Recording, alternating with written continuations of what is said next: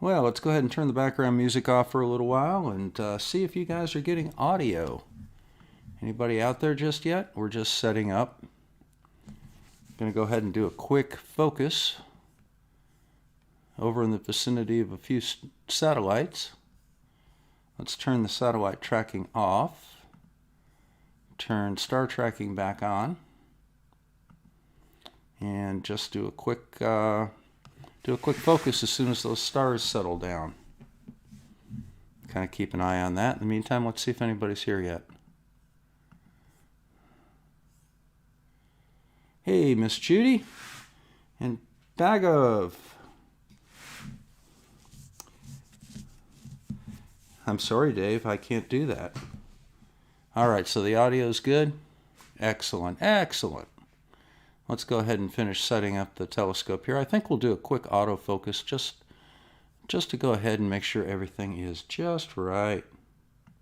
5x5 sounds great. So we're going to go back out here to the observatory computer, and let's go ahead and hit a start autofocus and see what happens. Let's make sure everything's looking good. Okay, so we're pointing out the aperture. That's what we want. Let's go see who's here. Oh, we got a few coming in. So right now what we're doing is basically just kind of doing an autofocus. I'll show you how that works. We'll go ahead and let that kind of go as we talk here. Let's go ahead and make that smaller.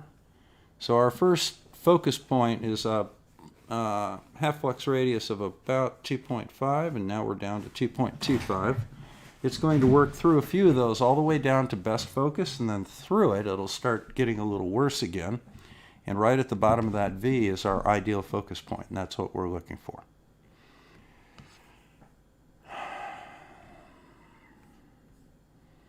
Then we'll go ahead and plate solve this real quick and get our telescope onto the satellites and start tracking the satellites again, and we'll see what we have. Once we get that all done, we'll switch from this camera, we'll switch it over to the Sharp Cap, a little bigger screen. So you see, here we are. Got a nice V shape forming here. And that's going to be our ideal focus. Looks like we weren't too bad to begin with. I just polar aligned this as well, so it should be in pretty good shape.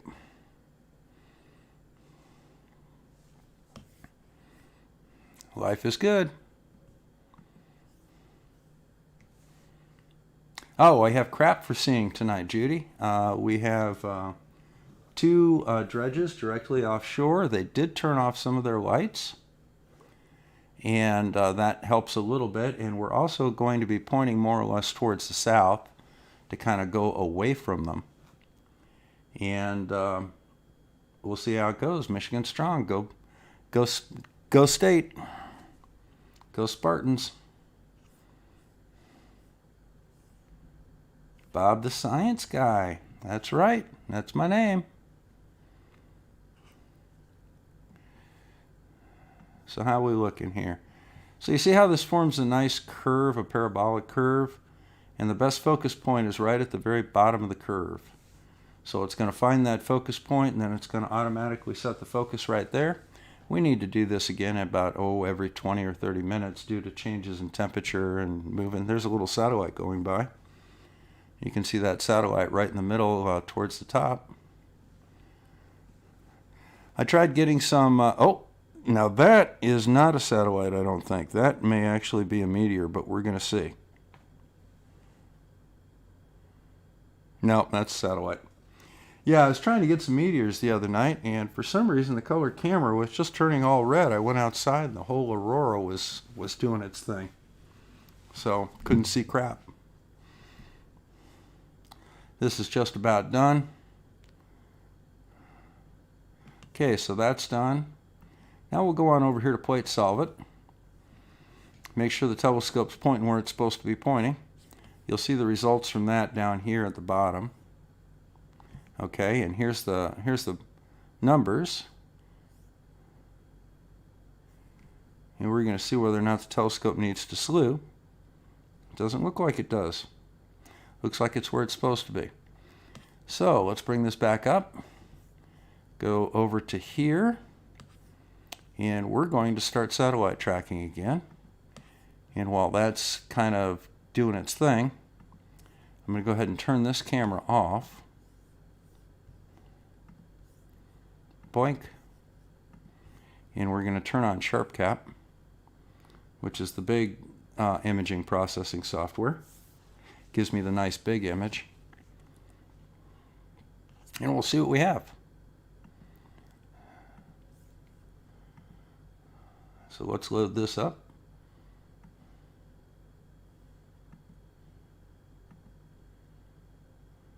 There we go.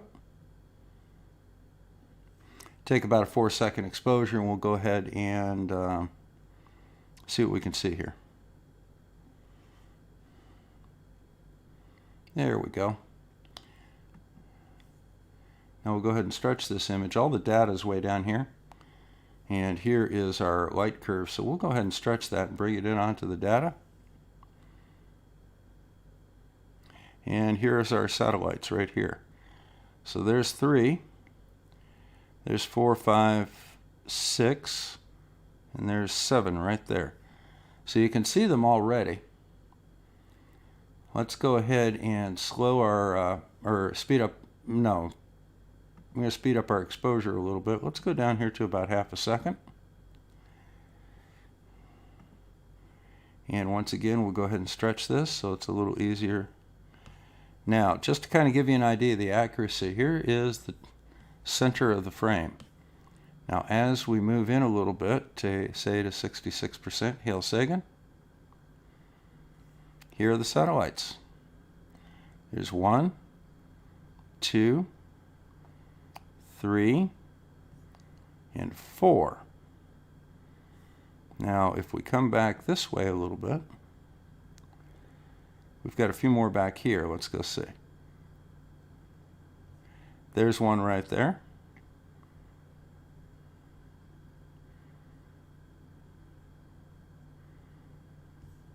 A little more maybe.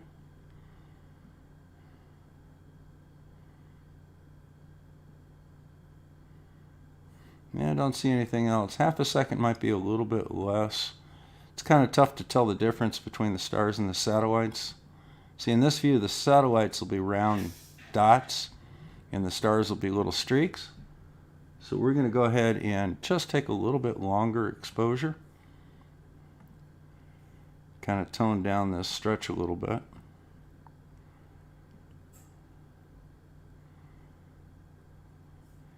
And we're going to go back here and have a look at the satellites. So here's the 4. Oh, there they are. There's one right there. There's one right there.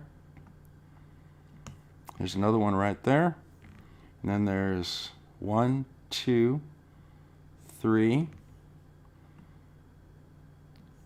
and 4 right here. So they're right where they're supposed to be. And that's the way you do it. Let's go see what we have here.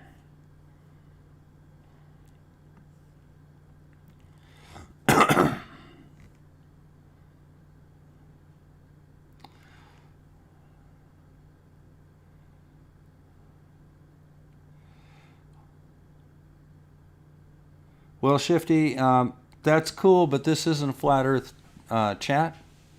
This is a science chat where we actually deal with reality.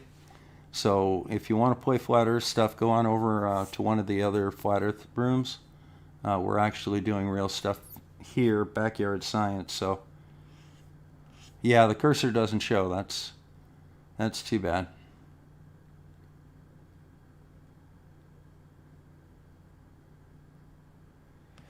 All right.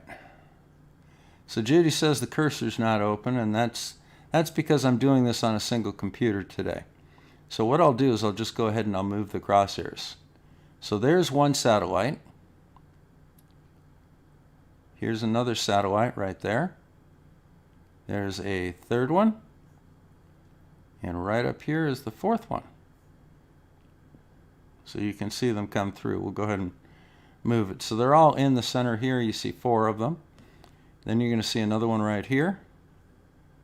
And another one right here. And is there one more out there?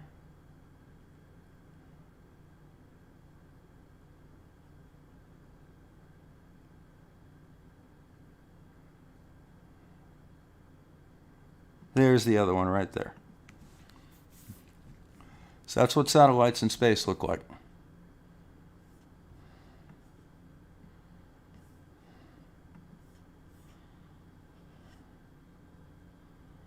Yeah, you're welcome to watch. I just don't want any. I don't want any flat Earth dirt. Okay. But those satellites, we know that they're satellites for a couple of reasons. First of all, they are we know who launched them, who built them, who commissioned them, and what they do, and we can read signals from them. But more importantly, we know exactly what their orbits are. And when we pull up their orbit and move the telescope to exactly where they're supposed to be, they are right there. So the fact that they are exactly where NASA says they are confirms that they are indeed where they're supposed to be. Because this is a civilian telescope. It's not controlled by any governmental agency. It's pretty easy.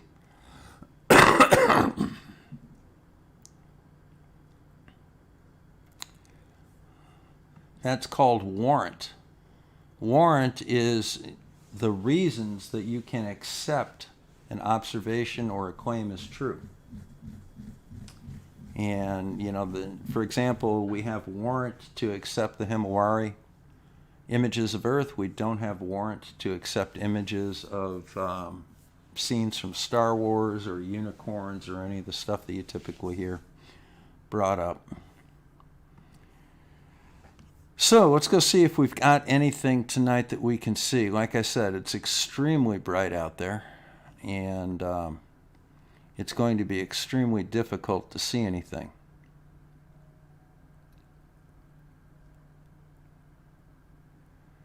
The Bubble Nebula is in a decent position. The problem I think that we're going to run into is that it is just not, it's too bright out there. See, I mean, look at this. But it's just far too bright out there.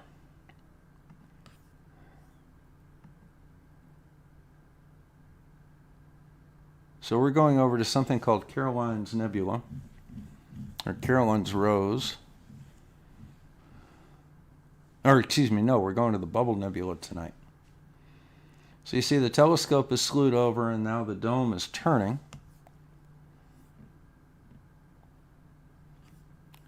And we'll see what we see.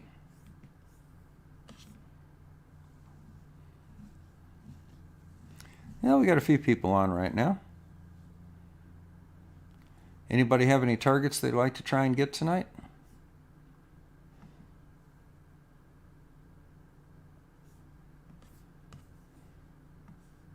Like I said, it's not a good night to observe. We'll do the best that we can, but, light is light.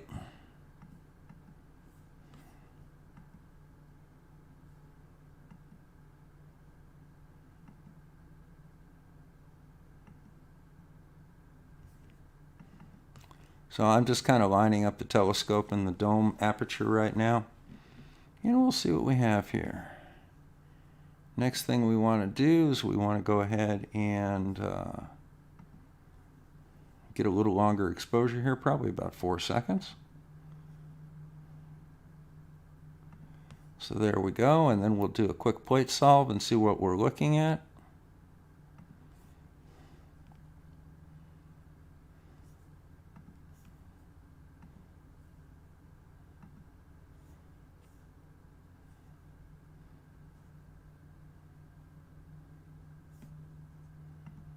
Cancel that. We'll try it again real quick now that we've got everything kind of set up right.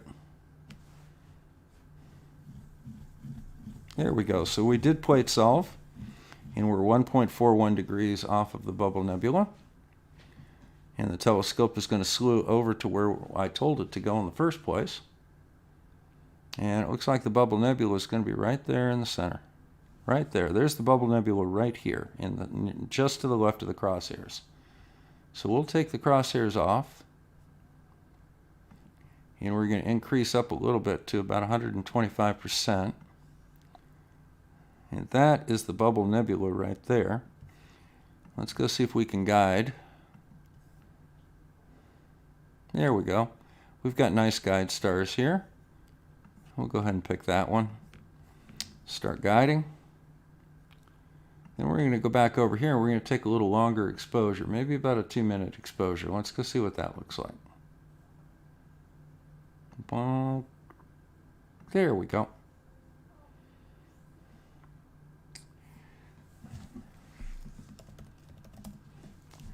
And we'll go ahead and hit live stack.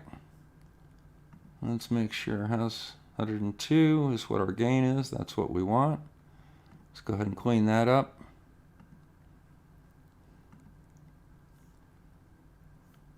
Then we're going to clean this up, clean that up, and wait for the first image to come through.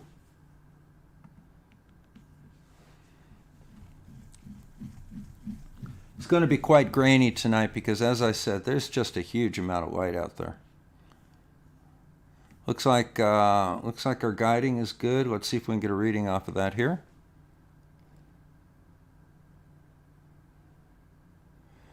.39 arc seconds. I'm saying that's not too shabby.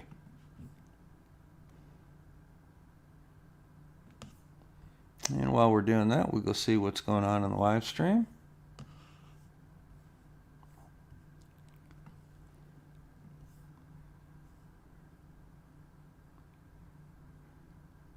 Yep, science, that's the thing about science. It's repeatable. Don't have to have special pleadings or anything. Now, granted, not everybody's got a telescope like this, and that's fine, but there's enough people around here with telescopes like this that they can easily repeat any of these findings. And that's that. Okay, so we're going to have our first image coming through here in just a second. We'll go ahead and make some adjustments to the sensitivity of the camera when we get that first image. Kind of do a little white balance on it, maybe do a little stretch on it. See if we can bring out some details here. There we go. There's the first image. Let's go ahead and bring this up. So you see the first image, and the first thing you'll see is the light curves here for the different colors. And notice that red, blue, and green are not over that white arc or the white curve as well. But if I hit the button, I can bring them in very nicely like that. And more importantly, I can go ahead and concentrate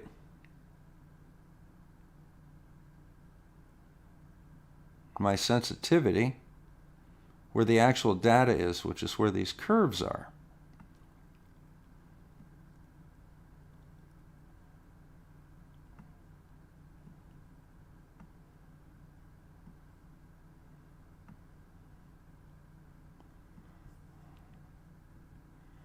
And I'm thinking that's not too bad.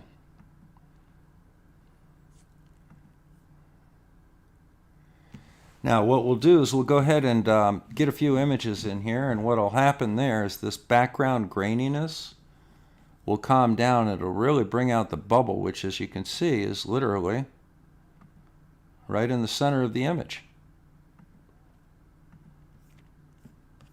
So we'll let that cook a little bit and see what we get.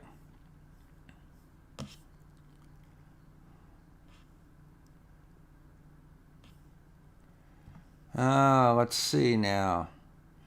Do you want to try the Heart Nebula again tonight? Well, the Heart Nebula is up towards the north, and that dredge is literally right in front of the observatory in that general area with those floodlights on it.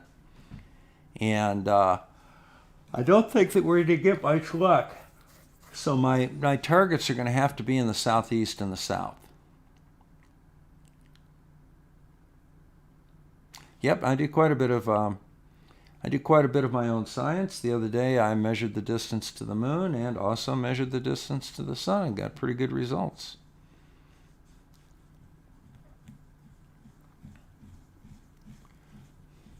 Yeah, flat Earth is simply not an alternative to reality. There is no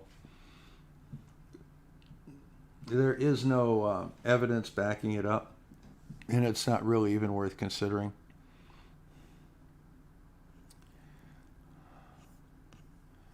So what we're going to see here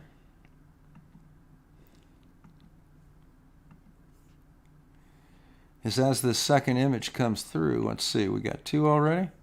So notice that there's a little difference already in the image. You're starting to get a little bit more blackness out here, and that bubble is starting to become a little bit more defined.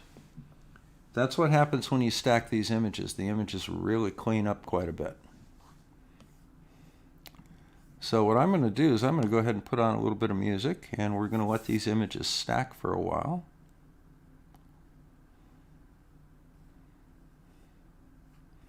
And we'll see what we get. So I'm going to turn off my mic and I'm going to turn the music back on.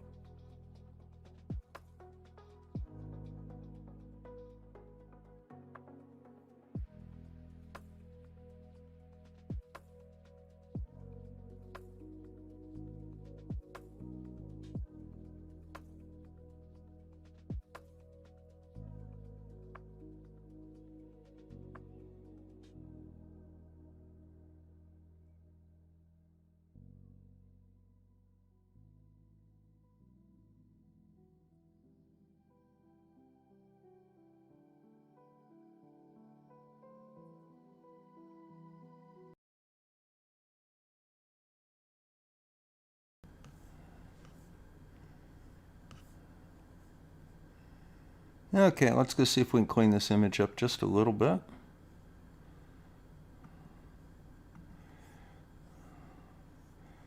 Alright, looks like it's getting a little bit red. Let's go ahead and just kind of adjust that a little. There we go. So we're starting to get some nice even black in the background. The bubble here in the center of the bubble nebula is starting to come up nicely. Focus looks pretty good. I'm thinking stars are looking pretty nice.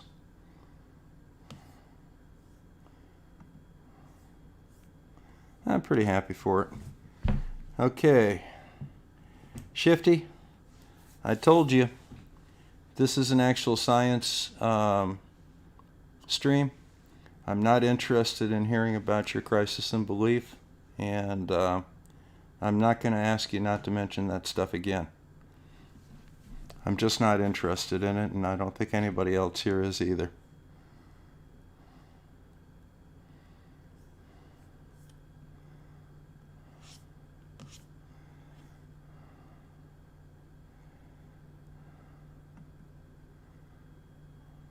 Yep, that's the bubble nebula. Now, we have horrible seeing tonight. I've got a lot of light out on the lake. They're dredging the lake, and they're using floodlights out there. Now, they were kind enough to go ahead and shut a couple of the floodlights off because they saw me out by the observatory. They're only about 50 feet away.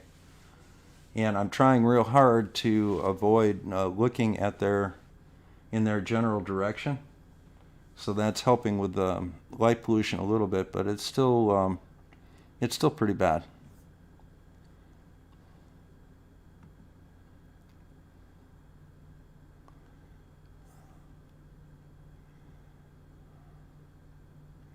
Okay, don't answer the questions anymore. Nobody's going to ask you any more questions. But like I said, one more word about flat Earth. You know, I don't have time for silliness here tonight. So we'll go ahead and bring this back down to about 100%. So you see that's a nice view of the bubble nebula. Give you an idea of the size of the image on the camera here. This is the bubble nebula. I think they call this the salt and pepper cluster over here. But that's a little open star cluster. And there's another nebula right here. Let's go see whether or not maybe we can have a look and see what we're looking at. So let's pull up Stellarium, you know, while that's continuing to cook. And just kind of have a look around here and see what we see. Okay.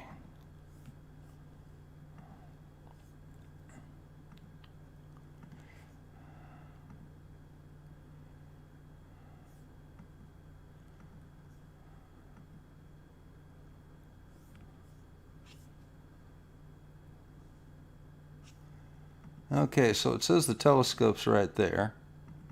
Let's go ahead and zoom in. So this is the Milky Way that you can see coming along, kind of right down the center. And your nebula are over by the Milky Way. So here is the salt and pepper cluster. And here is the bubble nebula. And then up top here, you can see a slightly different nebula. I'm not sure what that one is. Is that the Pelican Nebula?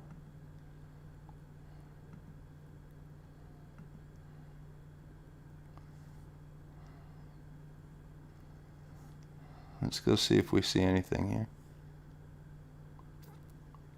Northern Lagoon Nebula. Sorry about that. But to kind of give you an idea, let's go see if we've got... So we're going to go here to the RASA. Then we're going to go... So here's what we're looking at.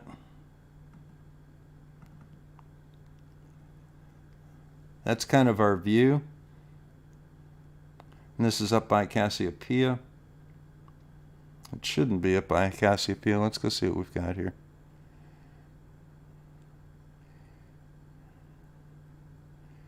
Yeah, it's at 52 degrees. Okay, so let's go back here and have a look at our image again. So you can see the salt and pepper cluster kind of forming a triangle with the bubble nebula at the apex, and then the Northern Lagoon Nebula is off to the left there. So let's bring this back in. So there is the Lagoon Nebula, and down here we have the salt and pepper cluster. That little red streak is what's called a hot pixel.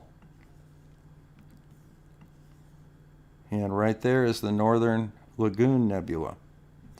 And you see, got some hot pixels. We've got two green ones and a blue one there.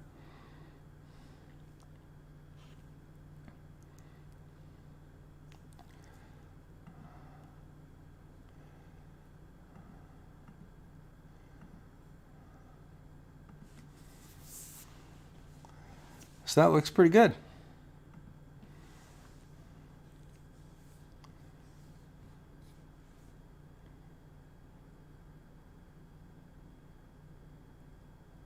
Yeah, New York could be, obviously really light polluted. If you look at Michigan on a light pollution map, you'll see that there's kind of like an east-west line about midway up the state where the light pollution is bad to the south. I'm north of that line. So I'm in what they call Bortle 4 skies here.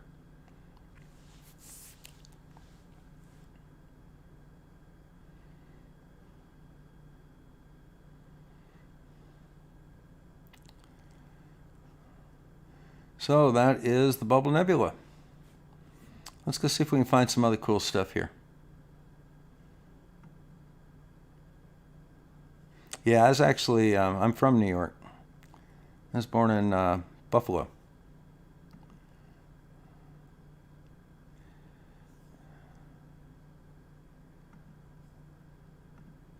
There we go. So let's go ahead and stop that live stack. That's what that whole mess looks like without any stretch on it. Now we'll go ahead and put the stretch back on it. You can see just the hint of the Bubble Nebula right there, on a short image. So let's go ahead and just bring that back down to full size. See the Salt and Pepper Nebula. You see the Bubble Nebula, and then over here you see the Northern Lagoon. So here's the Salt and Pepper cluster. Here's the Bubble Nebula. There's the Northern Lagoon Nebula. So let's go see what else is up in this general area here that might be of interest to us.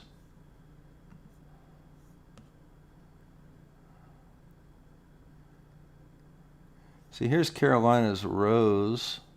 Here's the Wizard Nebula. I haven't looked at that one. Let's go see if we can turn this off for a sec. Get over to the Wizard Nebula and see if we see anything there. All right.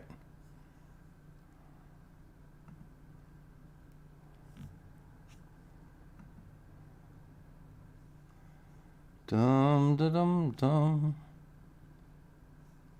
Let's make a little shorter exposure here, probably about 4 seconds.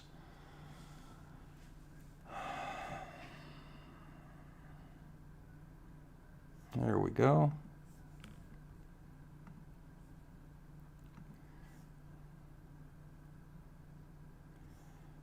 Now, we'll plate solve this and see if we're on the target. Okay, so it did find a target for us, found out where we are. We're in pretty good shape, it looks like. So this is probably the Wizard Nebula right here in the center. So give it a second here, let it settle. So that's where the Wizard Nebula is going to be. Let's go ahead and see whether or not we can start taking some images here again. Now that's all whited out. Looks like we may need to just tweak the dome a little bit.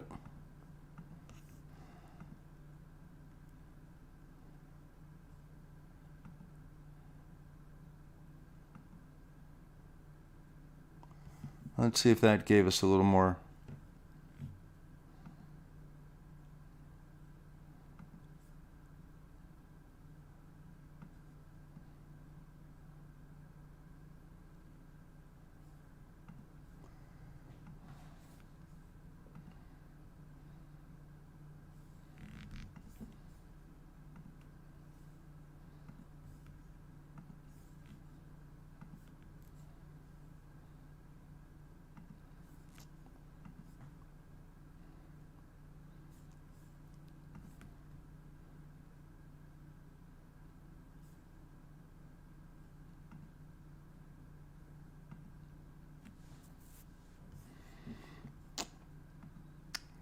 Well, it doesn't want to really guide there, does it?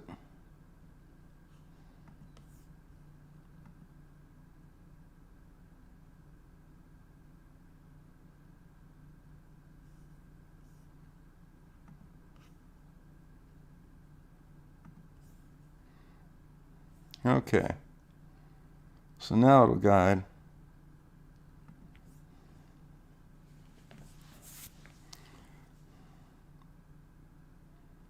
There we go. So it's guiding at about an arc second. Now what we'll do here, what target was that? The Wizard Nebula. So we're going to go ahead and take a little longer image here. Let's go back up and give it about 2 minutes and see what it looks like. Well, let's give it a minute just to play it safe. Go there. Start a live stack again. Come on. There we go.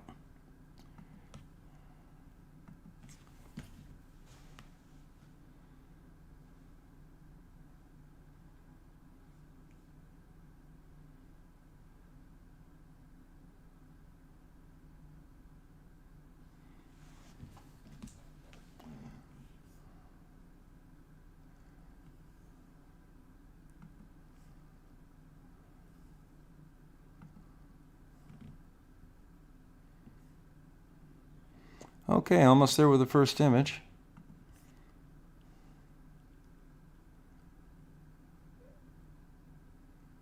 Northwest New York suburbs. Okay, yeah. My dad lived in New York when I was little. I used to go visit him there every summer.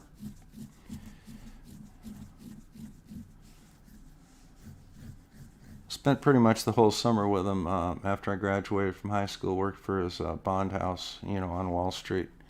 I worked as a runner. It was kind of cool. Okay, so it looks like we got our first image out. Let's go tweak it a little bit and see if we can get it cleaned up. So we're going to go right here. Now once again, you see we're not what we call white balanced. You see the red, the blue, and the green color curves are not, they're separate. So we click a button over here and we bring those all together. Then what we do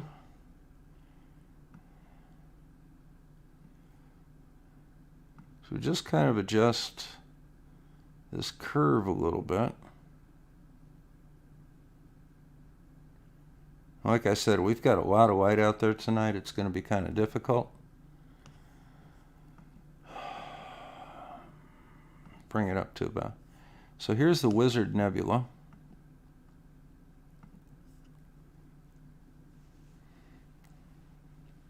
And we'll let that cook through a little bit.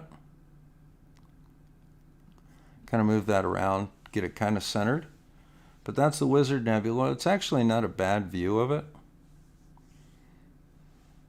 So we'll let that kind of stack a little bit. Maybe put on a little bit of music. See what we get.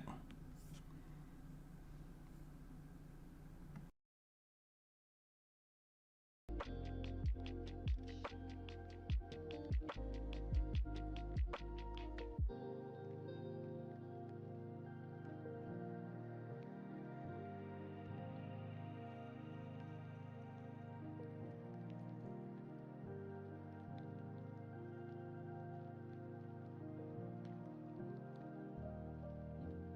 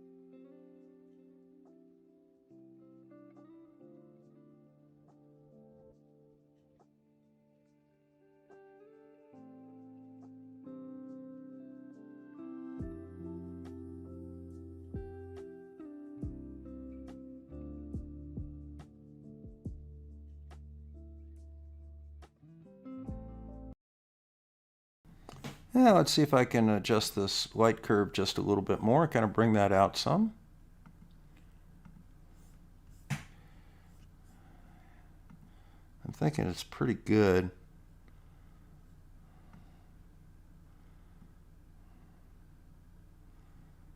There we go. A little bit brighter. Background's kind of getting a little gray instead of dark, but that's okay. It'll bring out the nebula a little better. But that's the Wizard Nebula. And if you look at that on Stellarium,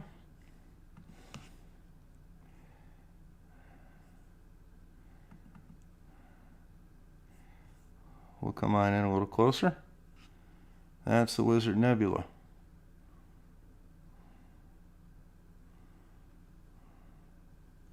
Trying to see where the wizard is.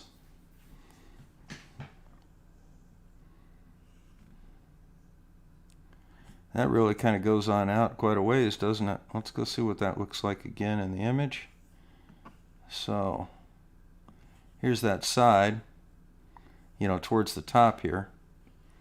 You got that little wall by that bright star right in the center, by that little line of stars. You see right below that, there's a real bright star. Yeah, it's pretty cool.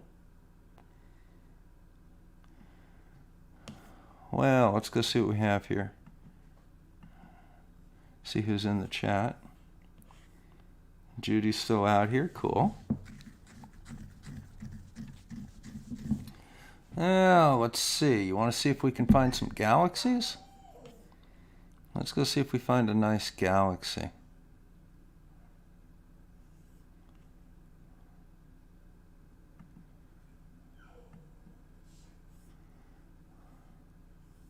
Yeah, it could be a lot of robe. Alrighty, so here, let's go turn this one here off of live stack. Drop this down to about 4 seconds. Just so we can find out where we are. I'm going to go ahead and stop that one. And let's go see what we have cooking around here.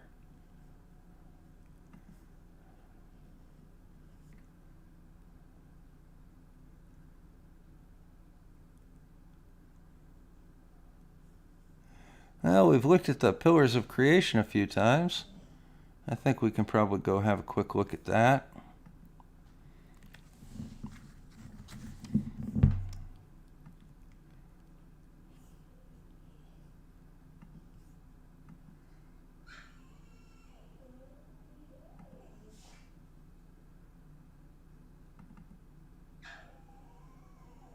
That thing doesn't seem to be moving. Let's disconnect the mount for a second and reconnect it.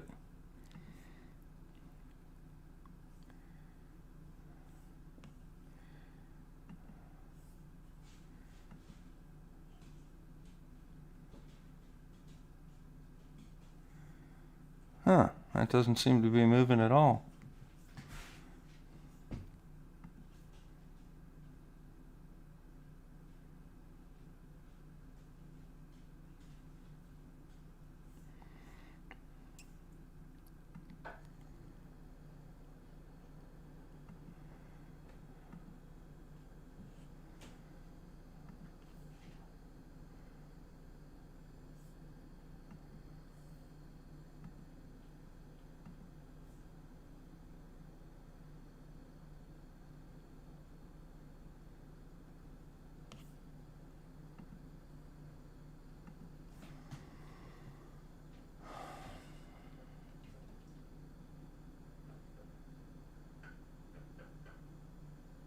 It says we're on it.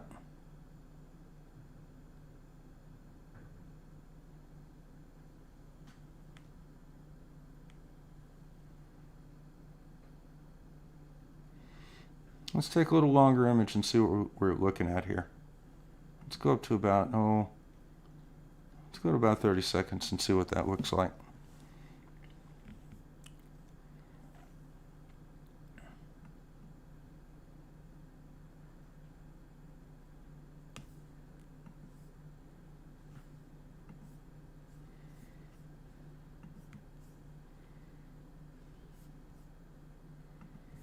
Kind of restart guiding here.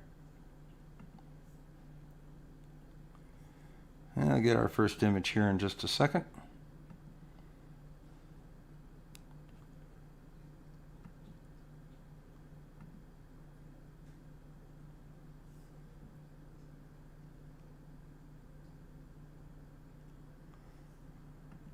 I don't think that's the Eagle Nebula.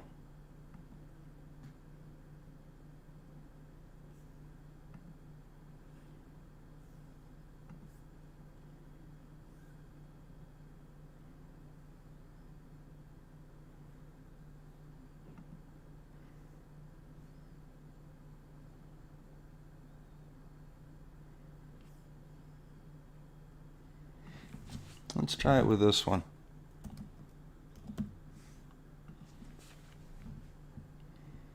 So you see, we're going to look for these pillars of creation right here in the center.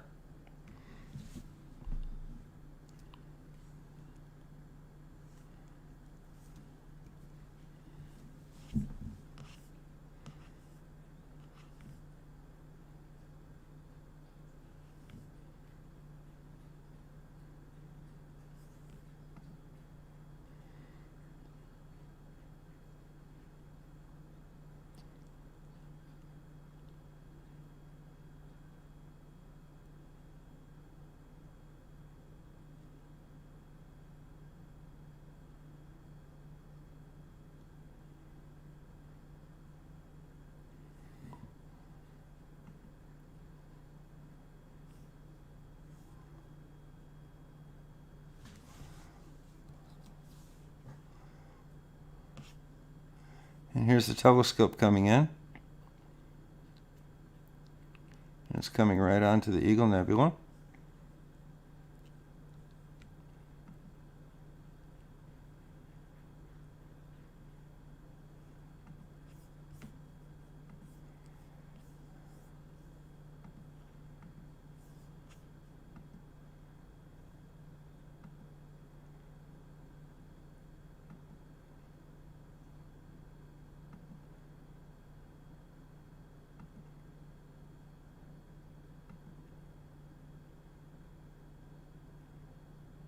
Okay, about right there. So it looks like the dome's in good shape now. Let's go see what we have. Bring this back down to 4 seconds.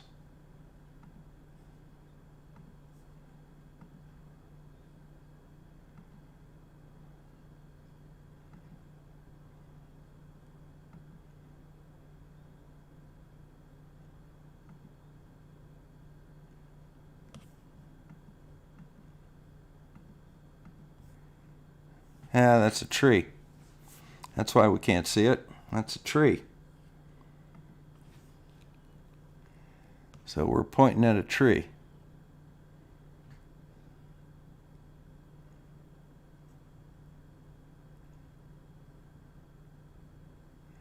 A fireworks galaxy would be kind of cool, but it's pretty high in the sky. I don't like going up quite that high.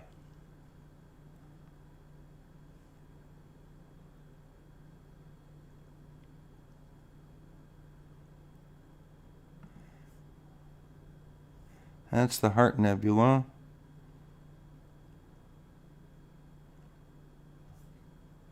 Well, I guess we could try the Heart Nebula again. Judy wanted to see that a little bit earlier. I don't know how bad the light's going to be from the dredge, but we'll see.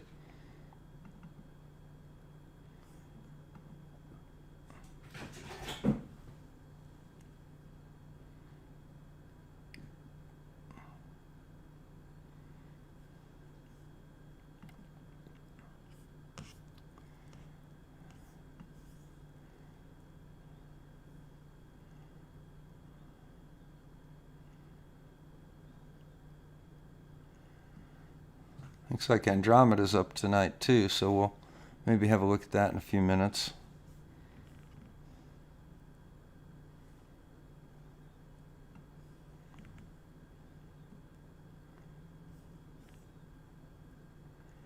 And we are now right on the Heart Nebula. Let's go see what this looks like.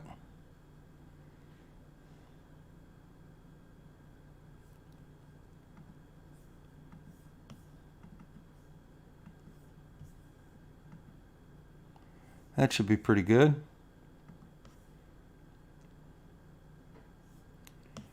Alright, so there's our star field. Let's go see where we are. Yeah, we might get it tonight. That doesn't look too bad. It's pretty green, but that has to do with a lot of light pollution and stuff. Looks like they're doing a pretty good job with the dredge, not interfering too badly. Alright, so there's that. How's this one look?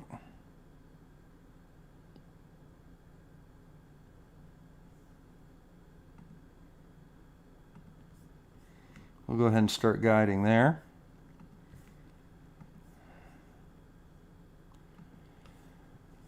Yeah, let's take a little longer image. Yeah, let's go with 90 seconds. And we're going to go ahead and rename this the heart.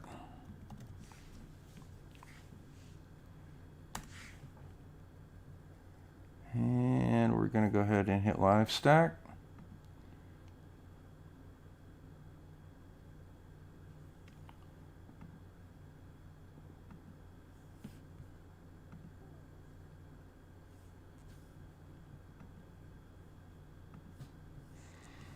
And we'll see what we get. How's our guiding looking? Pretty good.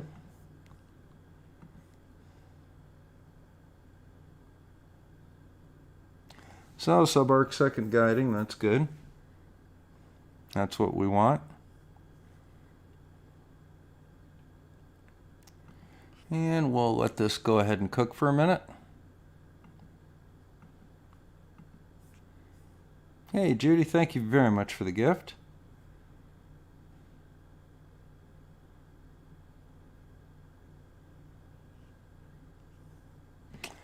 Yeah, they're pulsating a little bit simply because it's a very short exposure through the guide camera. Just the optics aren't great. The idea behind a guide camera is you just need to be able to see a star so it can lock onto something. Alright, that first image should be coming up here any second.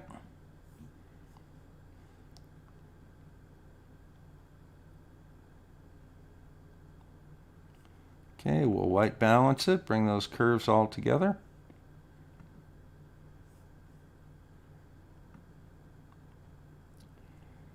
And there we go. We tried to look at this the other day and I just had nothing but red everywhere. So here's the Heart Nebula right in the center. And the reason we had nothing but red here the other day was we had a huge aurora right there. And it had all sorts of red everywhere. But notice that this is auto-sized, which means this is a really big nebula, and it's almost taking up the whole frame. So we'll let that stack a couple of minutes and see what it looks like.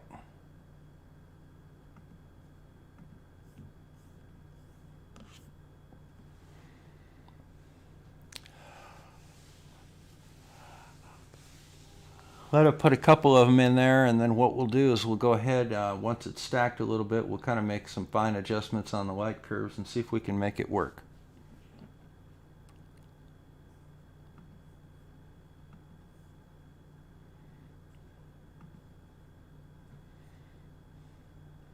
That was really nice of you to make a super chat there, Judy. All that money goes right into the equipment for the observatory.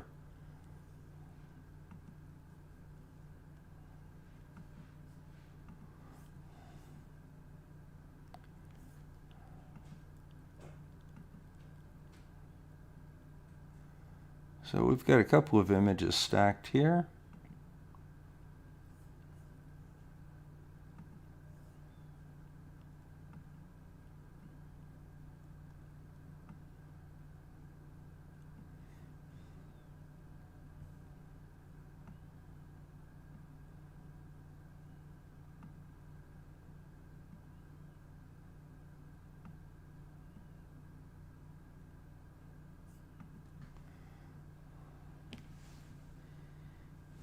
Now we'll go over to Stellarium and see what this looks like there. So you see there's the Heart Nebula, and right below it here, that's the Soul Nebula. So it's the Heart and Soul Nebula. I always found the Heart Nebula to be a little more interesting, so you see that almost takes up the entire frame of the image.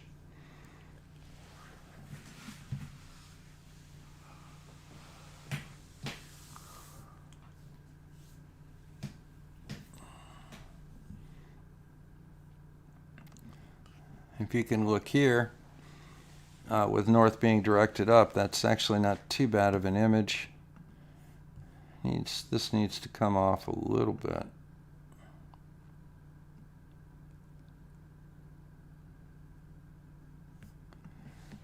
It's a little bit better. This is a really red camera.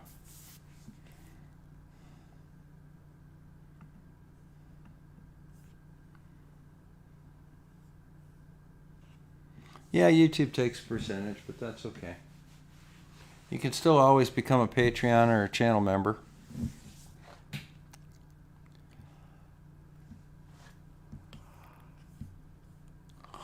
I'll tell you, it's not as bad as TikTok. I'm kind of disappointed in TikTok. You know, sit down and stream for a couple hours, and your entire income from that is like 12 cents by the time they get done taking their cut. But that's the Heart Nebula.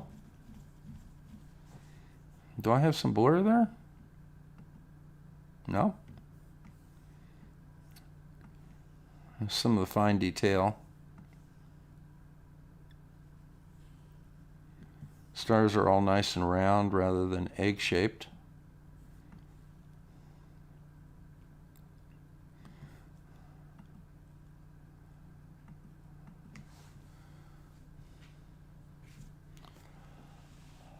See, a little overexposed right in the very center of the image. That's not bad considering the amount of stray light that's out there.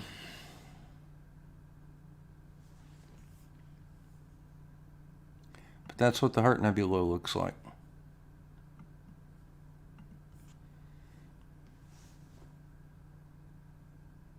We'll let that cook for a little bit and see how it looks.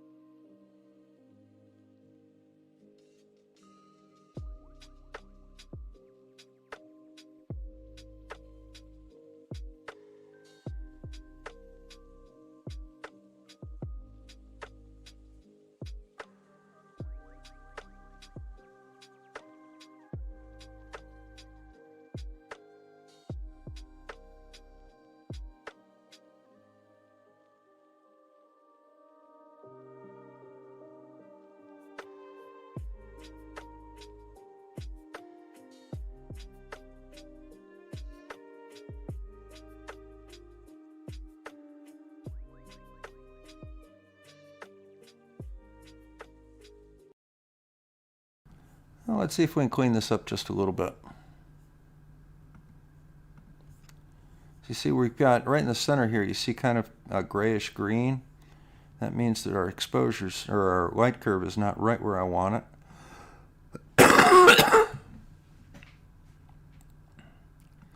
So let's go see if we can make it look a little better. See if we lose the stray light, we kind of lose detail of the Heart Nebula. Yeah. See, playing around with that's probably not going to help too much. We'll go ahead and stop that live stack. Bring it back down here to about 4 seconds.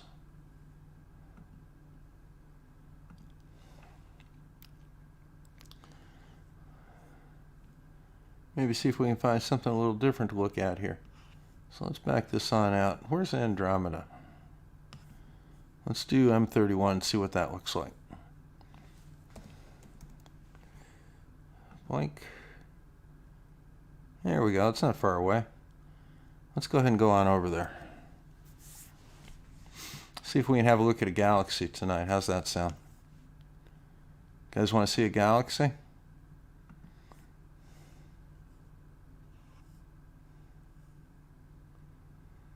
Oh, hey, liking the stream and sharing the stream are great ways to help.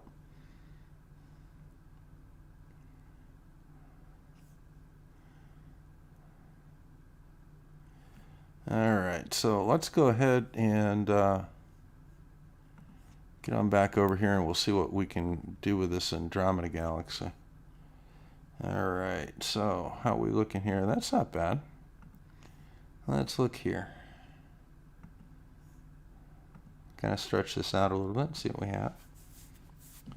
See, that's probably Andromeda right there.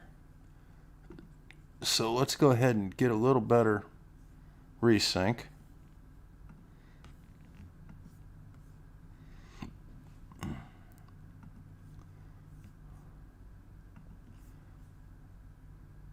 See, the guiding was still on, so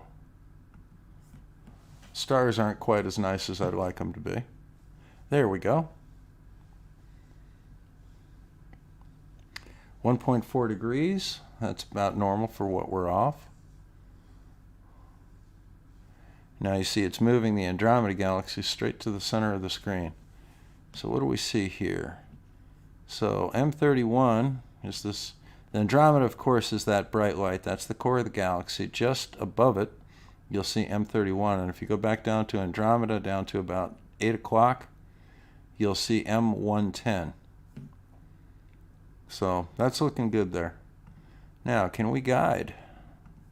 Let's go see if we can guide. Do a little longer exposure here. There we go. Now, let's go ahead. Let's use that one. So we'll guide on that star right there. Let's take a little longer exposure of Andromeda here. So we'll go on out here and we'll go to about a 90-second exposure now that we're guiding. And we're going to hit M31, hit live stack.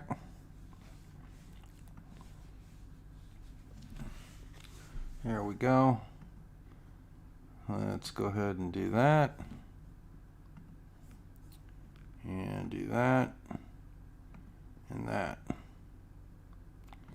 Okay, now we'll just wait for that first image to come through. In the meantime, let's go have a look at the chat.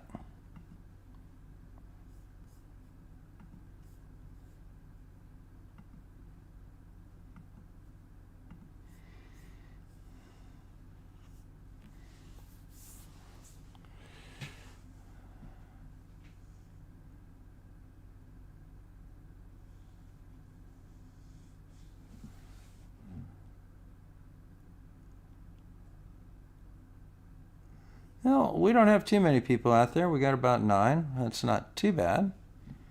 Wish it was 90. Share it around a little bit.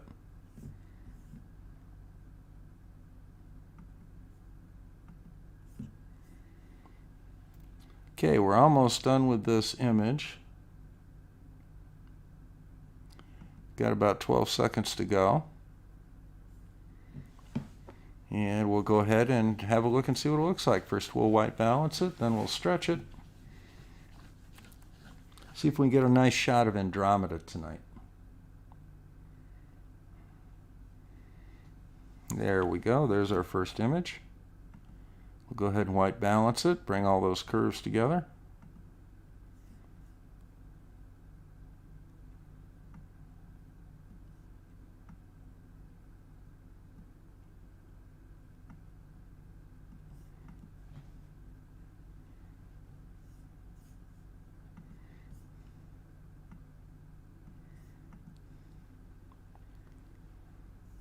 So you see those nice dust lanes.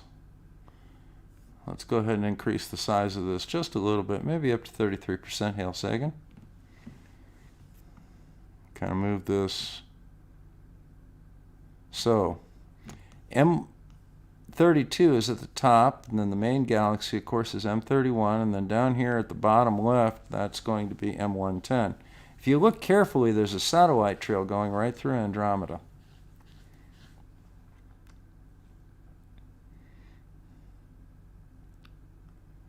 We'll go ahead and take a few images here, and then I'm going to go ahead and refocus and see what we have.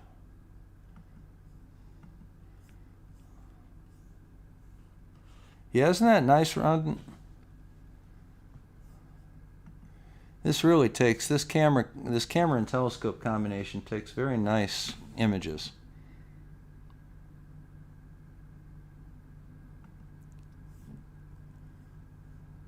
Oh, you support me by just being here, TP.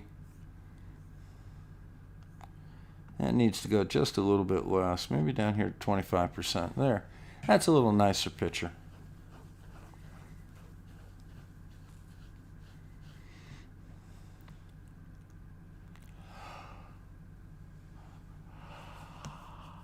So while we're doing this, so like I said, that's M31 in the Andromeda Galaxy.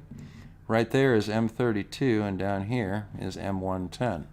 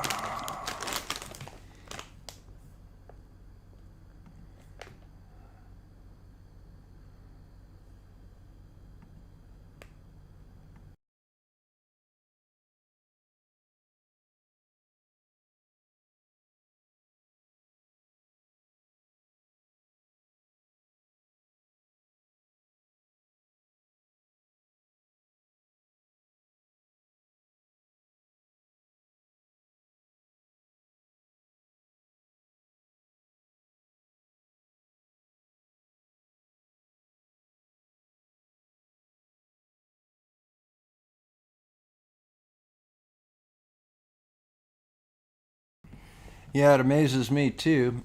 The thing that really amazes me is the fact that that's exactly what NASA says it should look like. And here I am looking at it from my own telescope in my own backyard and comparing it to other amateurs all over the world. It looks the same. The same three galaxies, same dust lanes. Let's see if we can clean up that image just a little bit. Generally, this kind of orangish tinge that you're getting, that means there's some smoke in the upper atmosphere. Used to see that a lot with the Canadian fires last year. I don't think we have, I don't know what's going on up in Canada right now.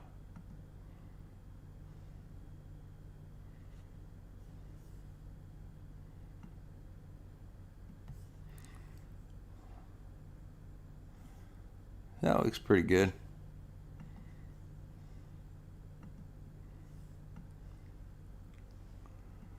Some of the dust lanes and the detail in the Andromeda Galaxy. There's the core right there. These are big brown dust lanes. Now, with some of the larger amateur telescopes, you can actually see star clusters in Andromeda, just like we get them here in the Milky Way. Yeah, focus looks like it could use a little bit of a tweak, but it's not that bad yet.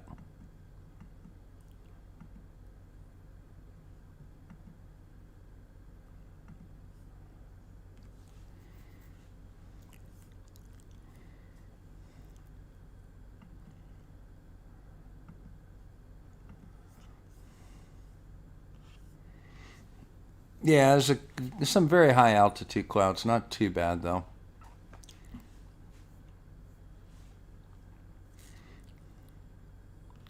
Like I said, the golden color is more akin to smoke.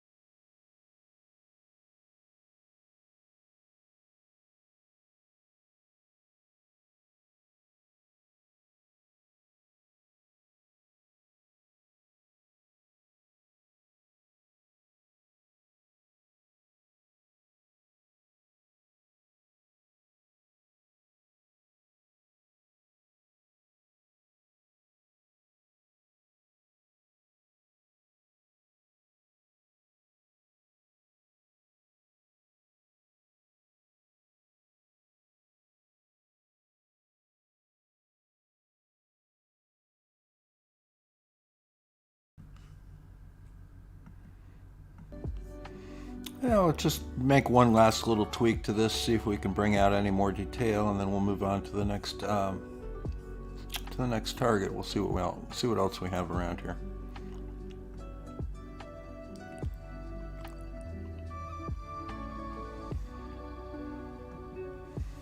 That's pretty cool. You can definitely even see the core of M110 down here at the bottom left. The dust lanes are coming out really nicely.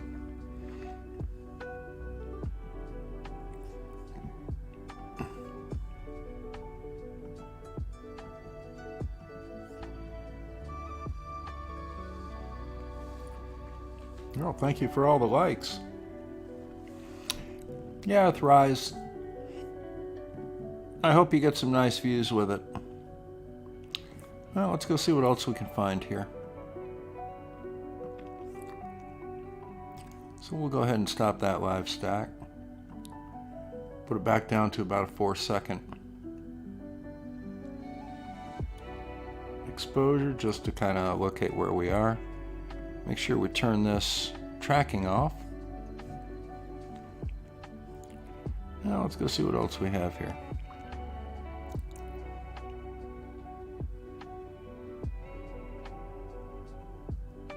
The Hercules cluster is up. Oh, that's in the west. That probably won't be too bad. See if we can get away from those lights on the lake a little bit. I think it's a good time to go ahead and restart the, or do the autofocus again.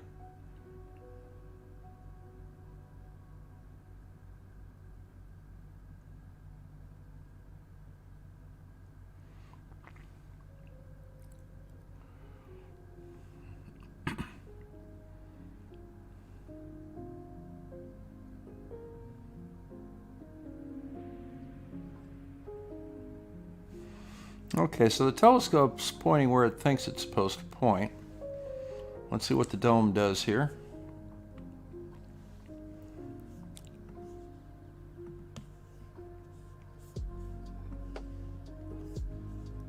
That's a good spot for it right there.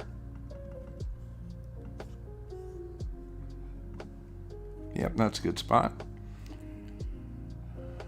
Now, let's go on over here. I'm going to turn this camera off. And I'm going to turn the camera on here again.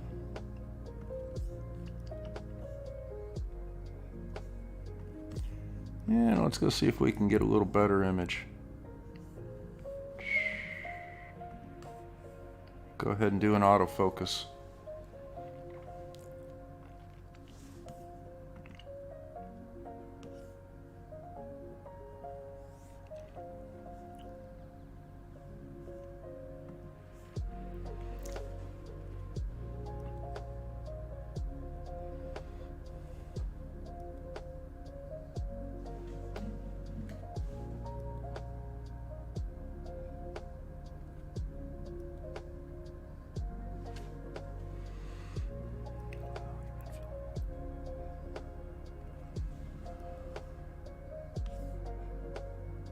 So you see now it's just trying to find the best focus. It'll continue to go down until it gets to a lowest minimum there,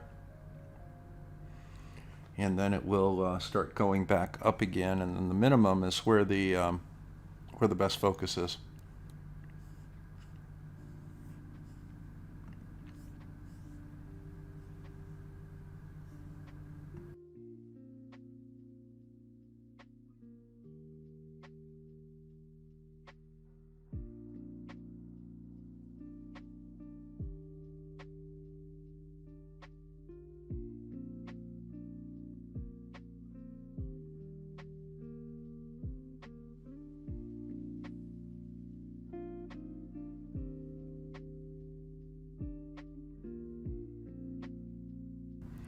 Judy, the dome is controlled through Nina.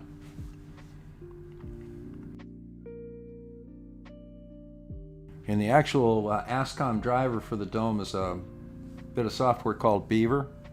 And I can basically stop the tracking of the dome in Nina and then tweak it left or right using beaver and then sync it and start tracking it again. So we're almost done with this.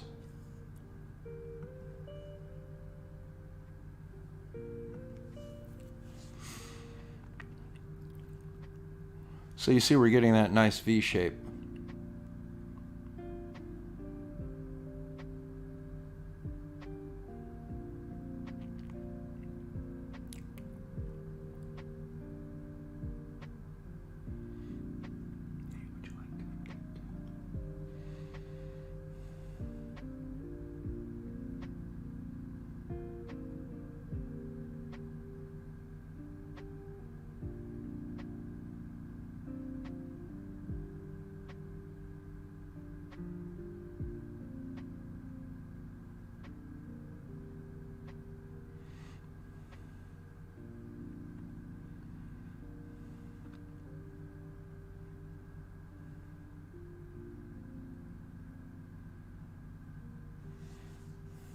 So we're almost done.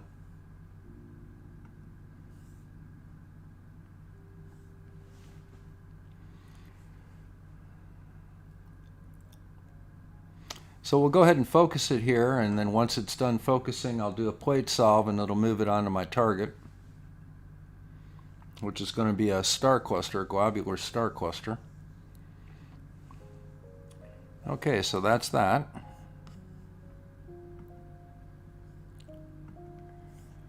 Now we'll go over here to plate solve and hit plate solve.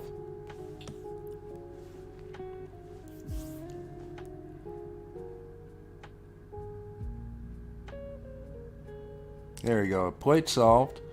Telescope's not inside tolerance. It's going to sync the scope over to the correct position. And that'll take another image, and we should have a star cluster right in the center of that image.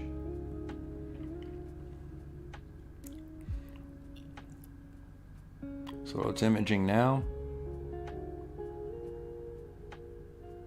And there you go, a nice star cluster. So let's go ahead and turn this camera off. We'll turn it back on over in the other one, in Sharp Cap.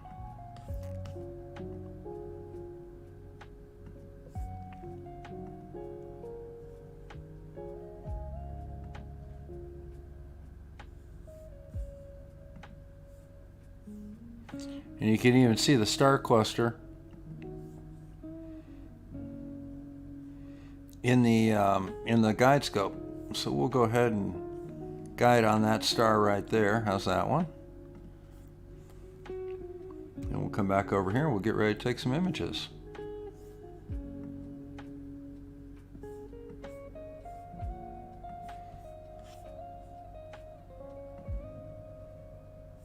And there's our star cluster. So we're going to go ahead and take a little longer images. Don't need to, go insane with this one. What number we got here? It's M13. So let's put M13 up here. And we'll probably give it 1 minute exposures. That should be enough.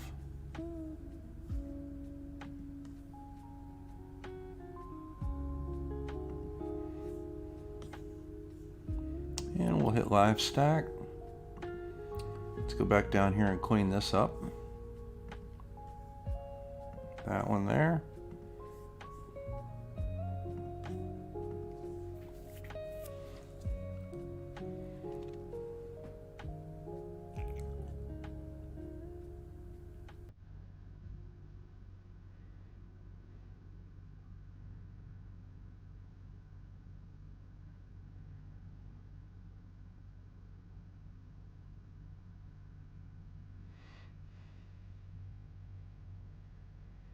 Okay, about 20 seconds to go. In the meantime, let's check our guiding here. It's not looking too bad. It's just over 1 arc second. We can probably do a little better than that.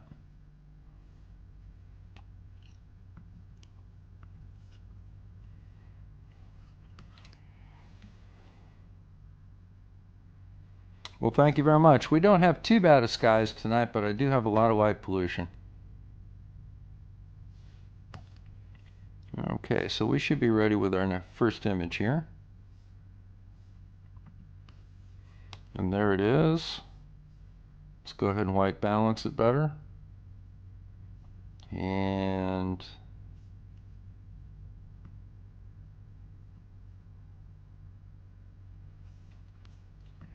let's go ahead and bring this up 66% Hail Sagan. And that is a globular star cluster. What's it look like at 100%, just out of curiosity? Not too bad. We don't need quite that much though. 50% is good. Now these are actually different colored stars. That's why they appear this way. That's a red star, and that's a blue-white star. Now these star clusters, what they are is they're a collection of a couple of 100,000 stars, and they're all orbiting probably half a dozen stellar-sized black holes. Now there's nothing at the very center of this other than a center of gravity. The black holes orbit around that little center of gravity, and then the stars also orbit around that center of gravity. So they're not actually orbiting a black hole itself. They're orbiting the center of gravity. So that's pretty cool. That's a star cluster. We see a lot of these. You can actually see this one with binoculars. It's in Hercules, as I recall. So let's let her stack for a while.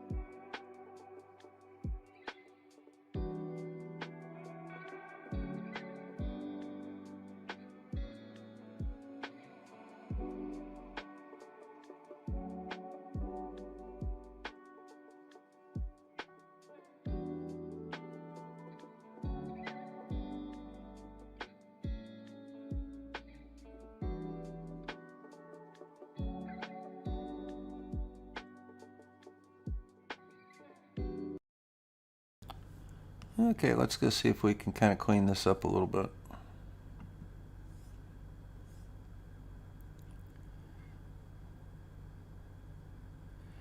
Actually, stellar-sized black holes I don't think are quite as rare as you would think. They're thinking that... See, there's massive black holes, and they're thinking that there are black holes that are about the size of the sun that combine with each other. You'll get like half a dozen or so of them, half a dozen or a dozen of them, and they're at the center of these clusters. That's the latest stuff that I've been hearing about them. I'm not saying I'm an expert on it, but that's what I'm of an understanding of.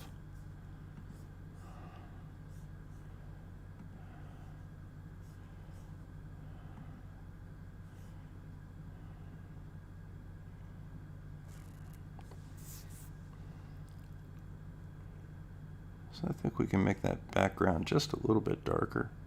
About like that. Let me come out just a little bit there. I want to get those diamonds on a velvet pillow effect. There we go. That looks pretty good.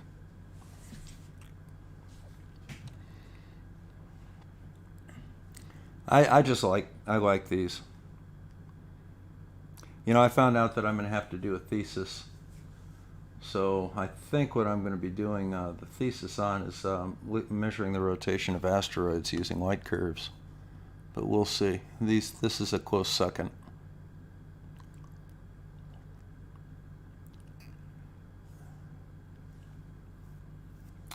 So I wonder if we have anything else of note tonight.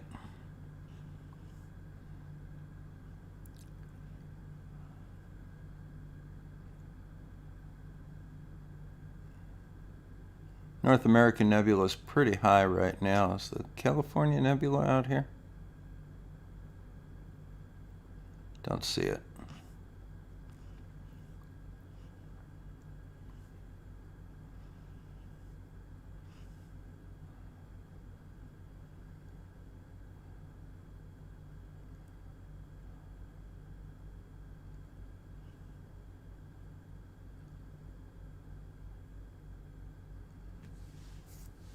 Ring Nebula's out, but it's really high and it's almost due south, so I don't want to do that one.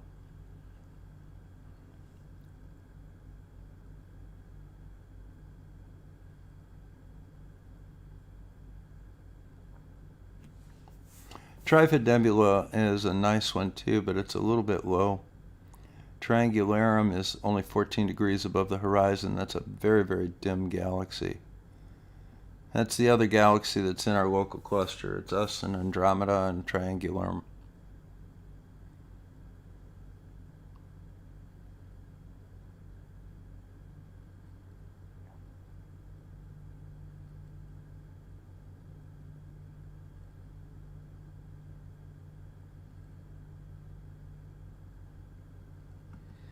Let's have a look at this spiral galaxy right here. Turn off tracking. Turn off stacking.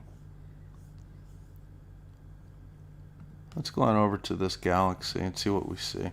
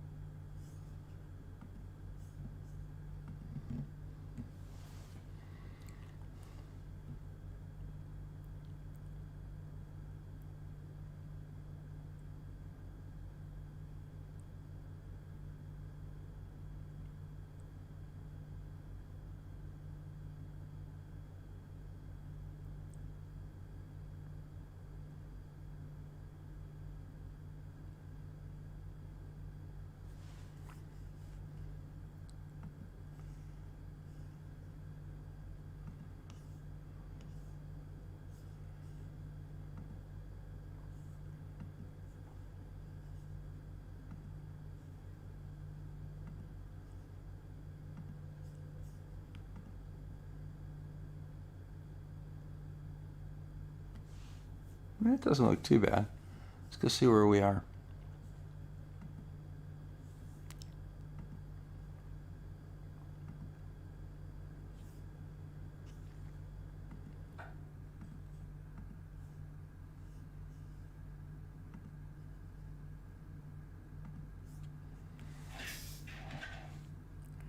Do a quick plate solve here and see if we can figure out what we're...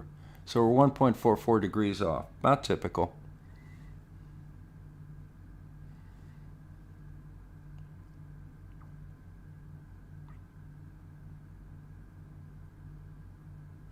That's probably the galactic center right there. So let's go and see whether or not we can get guiding. That's not real good. Let's see if we can do this a little bit better.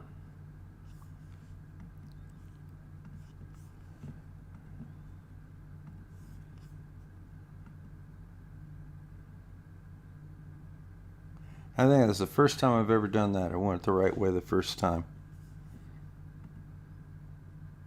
Okay, so we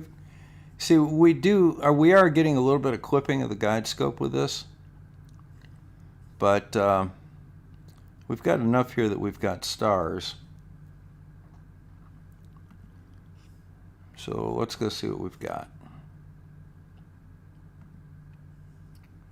Let's do a 90-second exposure. You know, you see a lot of people have to get 5 and 10 minute exposures in order to see these things. This is a RASA. It's got a focal length of, or it's got a focal ratio of 2.2, which means it's a very fast telescope. And it doesn't take very long to get images. So let's go see what we're looking at here. Spiral galaxy.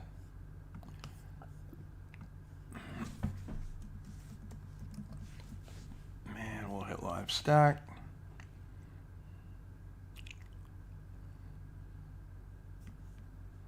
There's a nice satellite trail.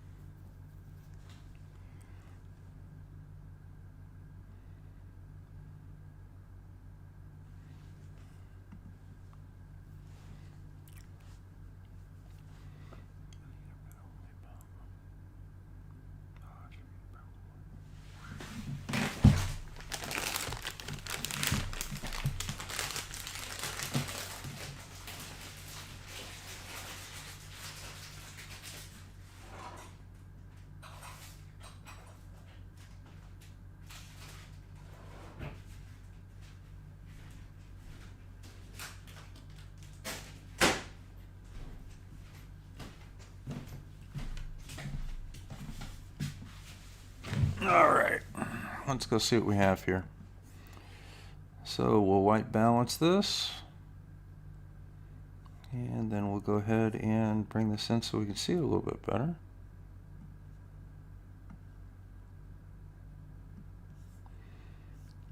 So it's a tiny, tiny little galaxy. There's a little spiral galaxy for you. Looks like there may be another one or two out here too. These are kind of weird looking for just stars. But that's a tiny little spiral galaxy. That's not really worth spending a lot of time on, I don't think. Is Black Eye Galaxy out tonight? No, don't see it.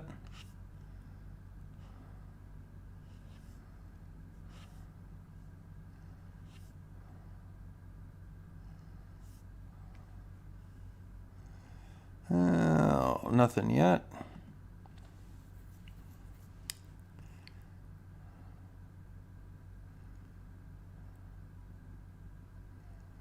Got a couple of comets up, but they're very low on the horizon. They're just not going to be good targets tonight.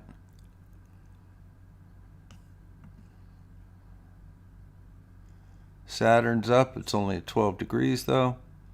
Pluto is out. It's 21 degrees at the south.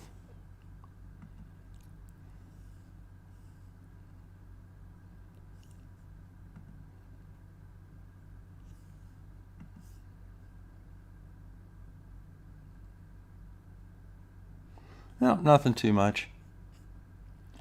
Probably go ahead and shut down unless anybody's got any questions.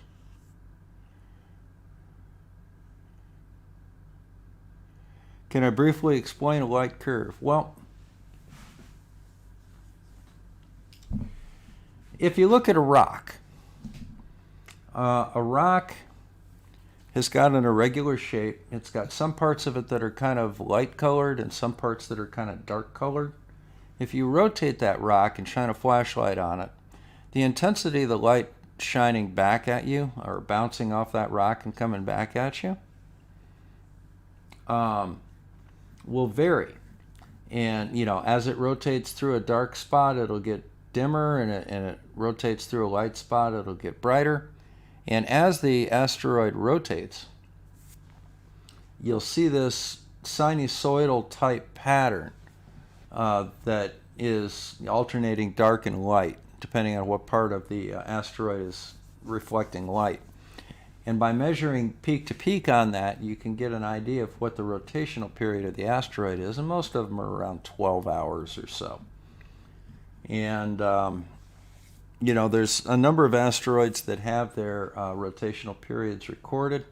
However, there's a lot of work to be done in it. And as a result, I think that may be what I'm going to work with. Yeah, looks like something happened there. But I don't really see anything else right now that's a good target tonight. The moon is well out to the west and well outside of my observing range. I've got trees to the west of my observatory, and as a result, it blocks out a lot of stuff.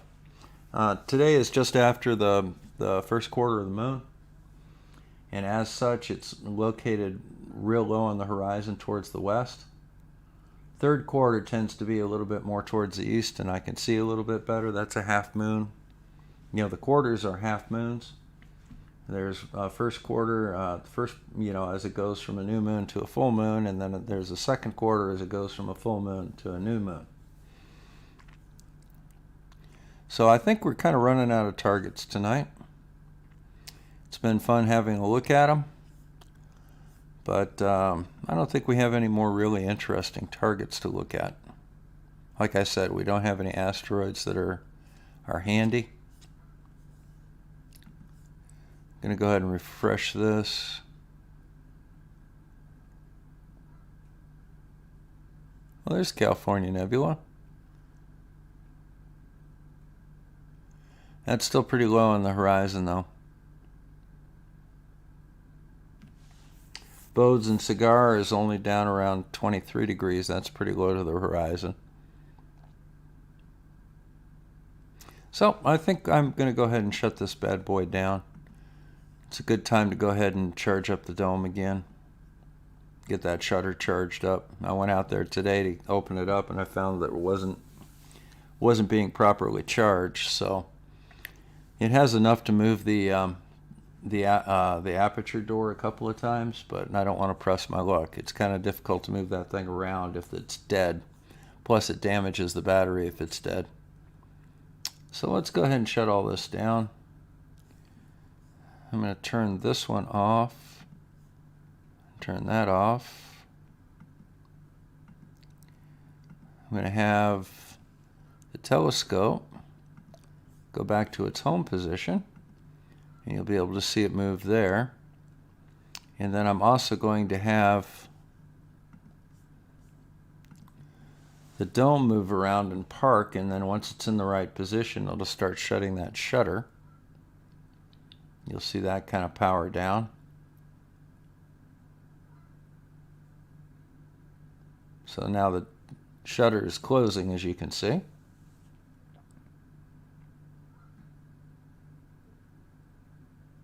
And I'll let that thing close. So I want to thank everybody for swinging by. If you have not followed the channel yet, if you could go ahead and do it.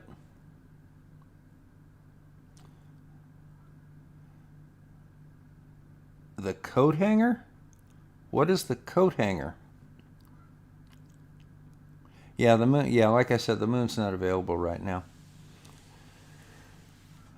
I don't know what the coat hanger is.